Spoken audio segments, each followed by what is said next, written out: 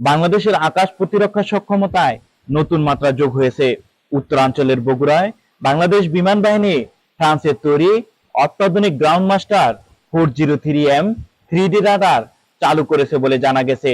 এই আধুনিক রাডার দেশের উত্তরাঞ্চলের আকাশ সীমার নজরদারি আরো শক্তিশালী করবে বলে মনে করা হচ্ছে।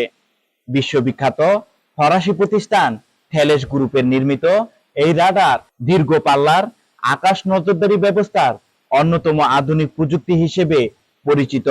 বিভিন্ন সূত্র অনুযায়ী এটি শত শত কিলোমিটার দূরের আকাশ সীমায় উড়োজাহাজ, ড্রোন এবং অন্য উড়ন্ত বস্তুর অবস্থান শনাক্ত ও ট্র্যাক করতে সক্ষম। একই সঙ্গে এটি লক্ষ্যবস্তুর উচ্চতা, দিক এবং গতিবেগ সম্পর্কে তথ্য দিতে পারে। বিশ্লেষকদের মতে উত্তরাঞ্চলে এই ধরনের শক্তিশালী রাডার স্থাপনের ফলে সীমান্তবর্তী আকাশ সীমায় নজরদারি আরো কার্যকর হবে। যে কোনো সন্দেহজনক উড্ডয়ন দ্রুত শনাক্ত করে প্রয়োজনীয় ব্যবস্থা নেওয়ার সুযোগ বাড়বে। ফলে জাতীয় নিরাপত্তা ব্যবস্থাও আরো শক্তিশালী হবে।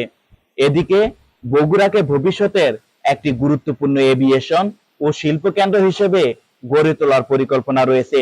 সেখানে আন্তর্জাতিক বিমানবন্দর এবং এভিয়েশন সংশ্লিষ্ট অবকাঠামো উন্নয়নের বিভিন্ন উদ্যোগ নিয়ে আলোচনা চলছে। এসব প্রকল্প বাস্তবায়িত হলে উত্তরাঞ্চলের অর্থনীতি ও যোগাযোগ ব্যবস্থায় ইতিবাচক প্রভাব পড়তে পারে বলে আশা করা হচ্ছে। অন্যদিকে সীমান্ত নিরাপত্তা জোরদার করতে বর্ডার গার্ড বাংলাদেশ বিভিন্ন এলাকায় গ্রাউন্ড সার্ভেলেন্স রাডার ও থার্মাল ক্যামেরা স্থাপনের উদ্যোগ নিয়েছে বলে জানা গেছে। এর মাধ্যমে সীমান্তে অবৈধ অনুপ্রবেশ ও চোরাচালান প্রতিরোধে প্রযুক্তি নির্ভর নজরদারি আরো বাড়বে বলে সংশ্লিষ্টরা আশা করছেন।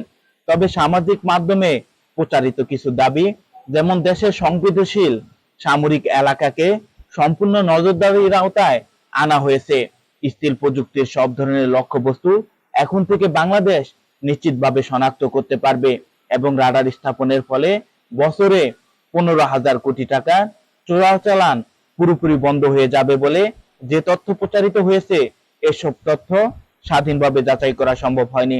সব মিলিয়ে আধুনিক রাডার প্রযুক্তির সংযোজন বাংলাদেশের আকাশ প্রতিরক্ষা ও নজরদারি সক্ষমতা উন্নয়নের পথে একটি গুরুত্বপূর্ণ পদক্ষেপ হিসেবে বিবেচিত হচ্ছে।